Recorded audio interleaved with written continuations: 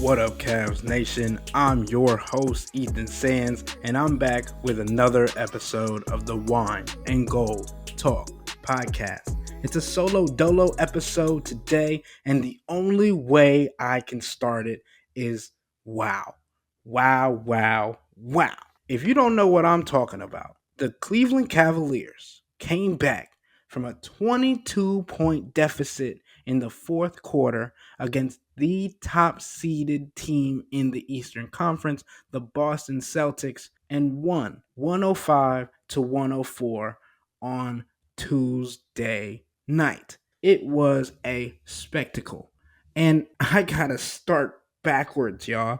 Like, this game was insane. You had a team that is touted as one of the best teams in the NBA, one of the best teams in the last couple of years in the Boston Celtics. And yet, Dean Wade, the player who a lot of fans had been hating on early in the season, I even had my doubts about, came through yet again for the Cavs. And this time, it was on the offensive end and the defensive end. He had 20 points in the fourth quarter. He outscored the Celtics by himself. The Cavs held the Celtics to just 17 points in the period. And you know what made it all the more sweeter? The Kelsey brothers were in town. So that means that the newly retired Jason Kelsey and the reigning Super Bowl champion Travis Kelsey of the Kansas City Chiefs was in the building. And that means that Dean, a Kansas City Chief fan who has been raving about his squad ever since the Super Bowl, got to perform one of his best performances in his lifetime. And they got to talk after the game. And Travis was telling Dean, maybe this was a joke, I don't know, but Dean said this in the post-game press conference, talking about that if the NBA stuff doesn't work out, that Dean Wade could be a backup tight end for Travis. That is hilarious and a full circle moment. And you want to know what makes this even crazier? And I know we might get some flack for this, but I gotta put it out there. Does the number 22 ring a bell to anybody?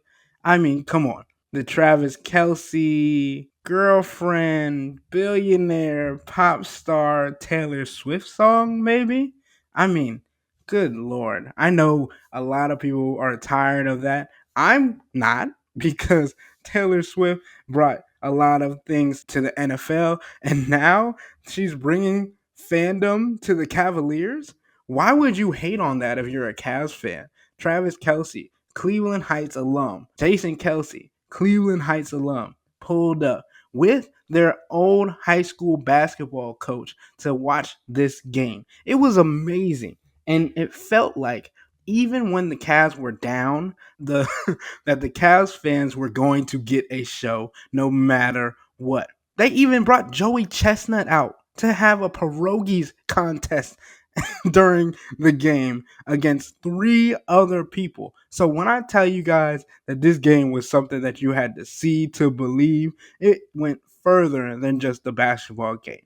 But let me get back to that, because come on now. The Cavs coming back from a 22-point deficit in the fourth quarter is the largest comeback in Cavs franchise history. We've seen a lot of history lately. Max Strus's 59-foot game winner being the second longest in NBA history. And now we get to see Dean Wade add to the history books for the Cavs. It's something that you cannot make up. What's the saying? How can you not be romantic about sports? This is something that only you can write in fairy tales or in storybooks. But let's get a little bit more serious, because you look at the box score and you look at the players that the Cavs had, especially after Evan Mobley went down in the third quarter with an ankle sprain, a left ankle sprain. So the Cavs were down three starters after Evan went down, and they were still able to pull off an upset with a mismatched lineup. Does that sound familiar? Maybe putting you guys back to that Knicks game and showing you that it can happen to anybody. and the Celtics might have to actually look at themselves in the mirror after this loss to the Cavs, talking about maybe they can't take anybody lightly just because they've been going an 11-game winning streak that is now snapped. Because, to be very honest, it looked like the Celtics were getting a little lackadaisical on offense when they went up so big. And you saw that by their 13 turnovers and the Cavs racking up 11 steals. It was a ridiculous ball game to see how much they were playing hot potato with the ball. And Jason Tatum had just 4 points in the entire second half. I believe he was 1 for 11 in the half. And you talk about Donovan Mitchell being the closer. Jason Tatum is that guy, and he just did not show up. And it didn't matter who was guarding him. It felt like the Cavs were putting the pressure on him. And that's exactly what they needed. But I think we have to talk about what we were mentioning in the previous podcast coming into this game about who was going to step up. And a lot of you guys said everyone. And I can honestly say it was almost everybody that stepped up. And I want to give some credit to where it is due at the beginning, because George Niang, even I during the game was questioning why he was in the game and things of that nature.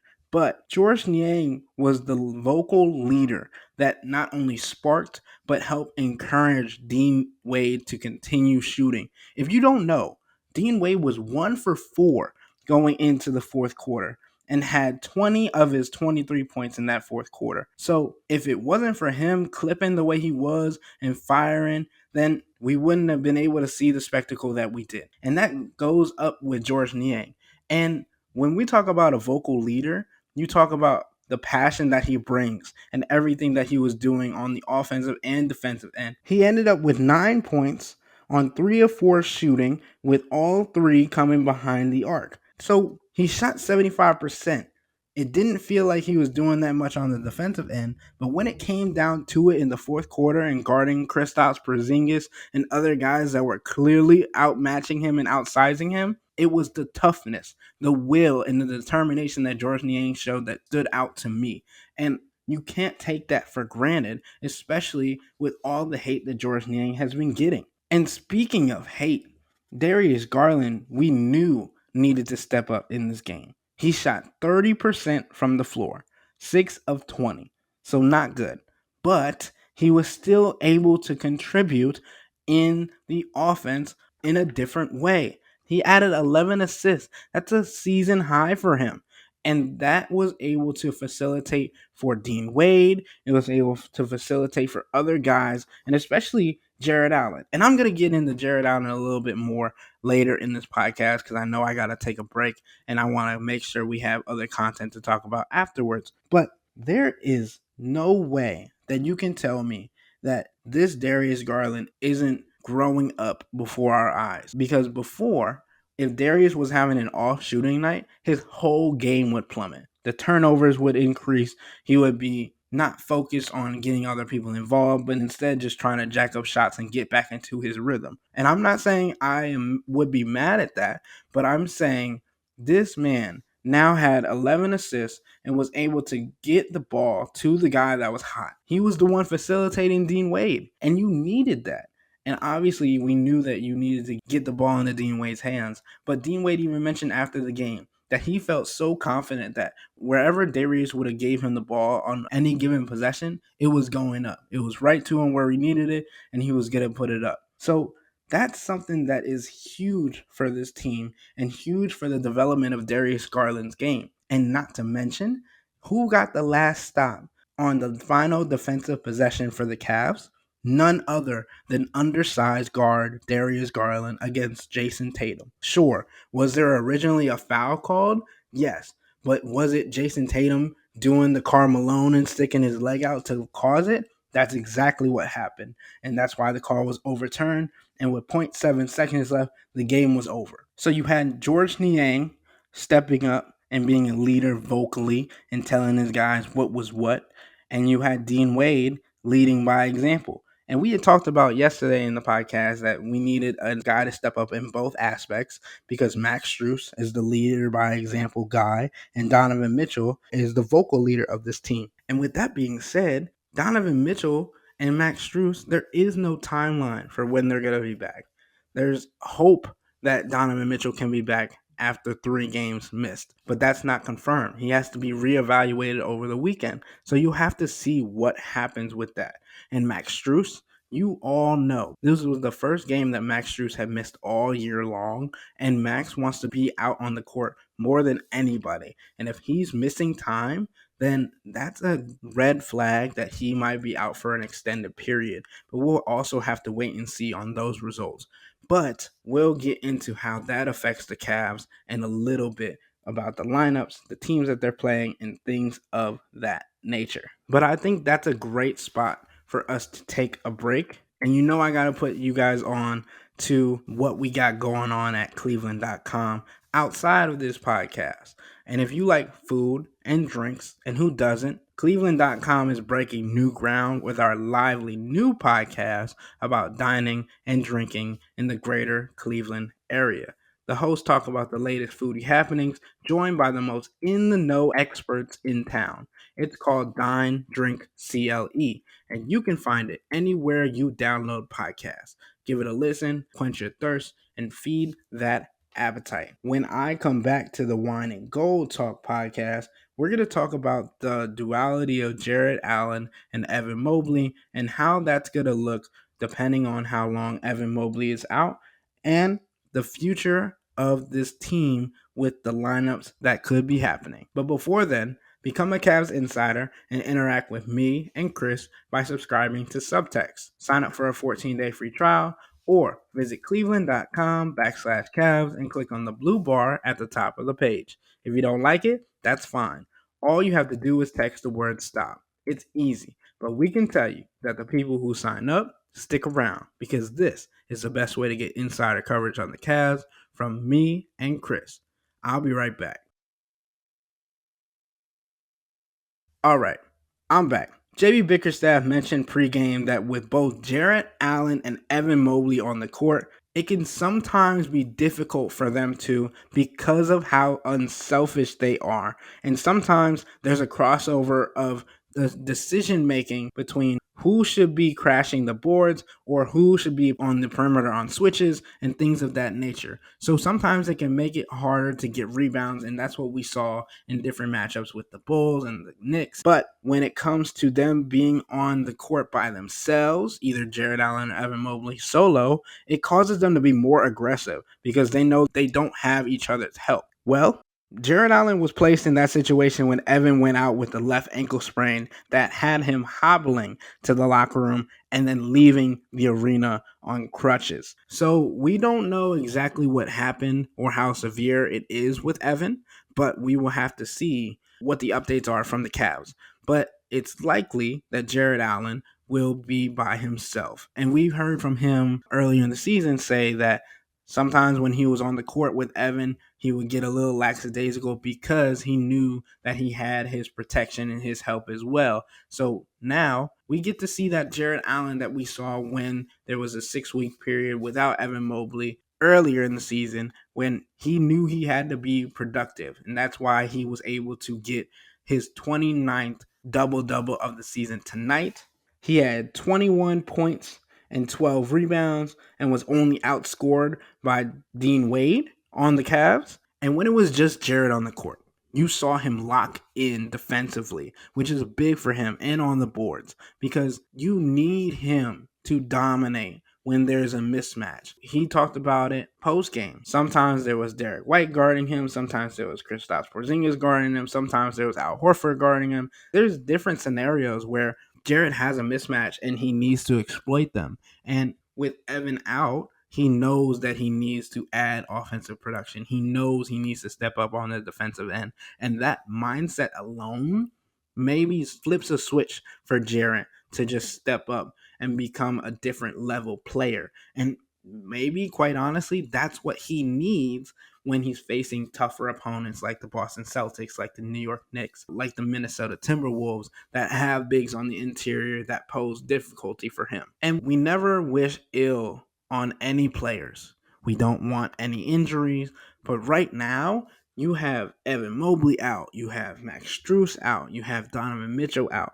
Three starters that are sidelined due to injuries. And we had a similar situation earlier in the season when Darius Garland and Evan Mobley were out, and we saw a different lineup and rotation that worked. And quite frankly, it was because the defense became extremely stout. You had Isaac Okoro and Dean Wade in the starting lineup, two premier on-ball defenders, along with Jarrett Allen protecting and anchoring the paint. So we get to look and see if those lineups return for the Cavs. When you think about it, here's who started in tonight's game: Darius Garland, Sam Merrill, Isaac Okoro, Evan Mobley, and Jarrett Allen. With the new injury to Evan Mobley, you now have the potential to start against the Atlanta Hawks tomorrow on Wednesday Darius Garland, Sam Merrill, Isaac Okoro, Dean Wade, and Jarrett Allen. So there's the four-shooter lineup that you had, similar to what happened when there was 6 weeks away from Evan Mobley and Darius Garland,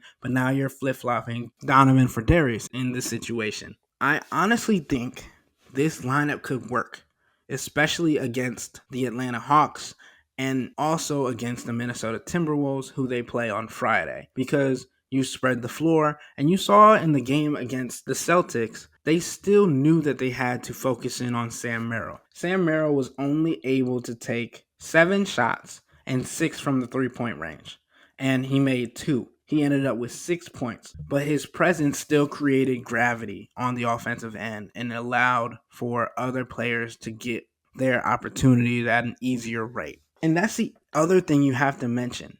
The Cavs held the Boston Celtics to 104 with the defense that they had, including Dean Wade and George Niang off the bench and Karis LeVert as their main substitutions in the rotations. That's nothing to snuff at. And going against the Atlanta Hawks, you'll get to see how stout the defense can be again. This lineup is definitely intimidating for opposing defenses because you have 4 capable shooters, especially with Isaac Okoro continuing to grow. He hit 4 of 8 3-pointers tonight and was 5 of 11 from the field and ended the game with 16 points.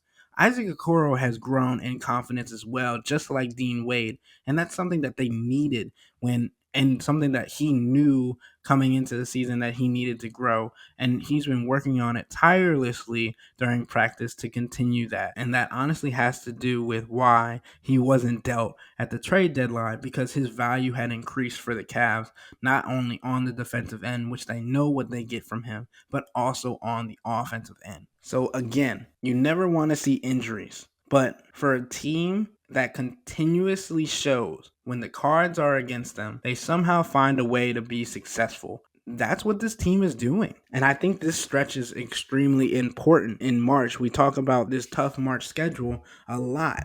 And if the Cavs are able to go up against these difficult teams and put together the same kind of scheme that they had when Evan Mobley and Darius Garland were out and bring that success back, I think that makes JB Bickerstaff question the original lineups. And maybe that's something that the fans have been asking for a while with Evan Mobley and Darius Garland. But if Darius is being proficient with this lineup, I think that's another question that will come out when Donovan Mitchell comes back, because JB Bickerstaff will have to decide if he will still want to keep those two players together or if he'll want to separate them based on the productivity that happens. Obviously, this is just one game. We cannot get caught up in one game. We can be happy with the success that's happened, and we can ask a whole lot of questions to try and get answers from. But the reality is, the Celtics are still in a tier above the Cavs. But there is a reality that the Celtics have to look themselves in the mirror as well and wonder what are the possibilities in the postseason against other teams that could pose problems for them. There's a recognition of their playoff failures as well over the years. But I'm not going to be mad at anybody for celebrating this win. It was a big one, and it said a lot about the character of this team. But it's not something that's new. It was just against a team of higher quality. We've seen this happen for the Cavs against lower than 500 teams, and we needed to see it against a team that had higher expectations and higher goals. And the Celtics might have been the highest expected team to do this against. So, does that mean that the Cavs can become complacent? No. Does that mean that they have to think about what they want to do going forward with their lineups and their schemes and who they want to run together? Yes. But we'll have to continue to monitor how this team operates over the next couple of games and what they keep and what they continue to work out. Obviously, there's 21 games left in the season. They are still fighting for a top spot in the Eastern Conference, and we understand how important that is for their playoff contention. They're still third in the Eastern Conference, half a game behind the Milwaukee Bucks. But I can tell you one thing for certain. The last 2 months of the regular season are going to be fun. We have a lot of things to still figure out with the Cavs and a lot of things to watch. And I feel like they'll show us who they truly are over the next 20 games of the season. But you have to pay close attention because not everything is going to be for the common eye. And I think that this team can never be counted out. And that's the biggest thing as of right now. For the confidence of this team, for the togetherness of this team, for the joy of this team. As long as they work as a unit, there isn't an obstacle that they can't overcome. That is what has stood out to me at this point. But with all that being said, that'll wrap up today's episode of the Wine and Gold Talk podcast. But remember to become a Cavs insider and interact with Chris and me by subscribing to Subtext. Sign up for a 14-day free trial or visit cleveland.com/Cavs and click on the blue bar at the top of the page. If you don't like it, that's fine. All you have to do is text the word STOP. It's easy, but we can tell you that the people who sign up stick around because this is the best way to get insider coverage on the Cavs from me and Chris. This isn't just our podcast, it's your podcast, and the only way to have your voice heard is through Subtext. Y'all be safe. We out.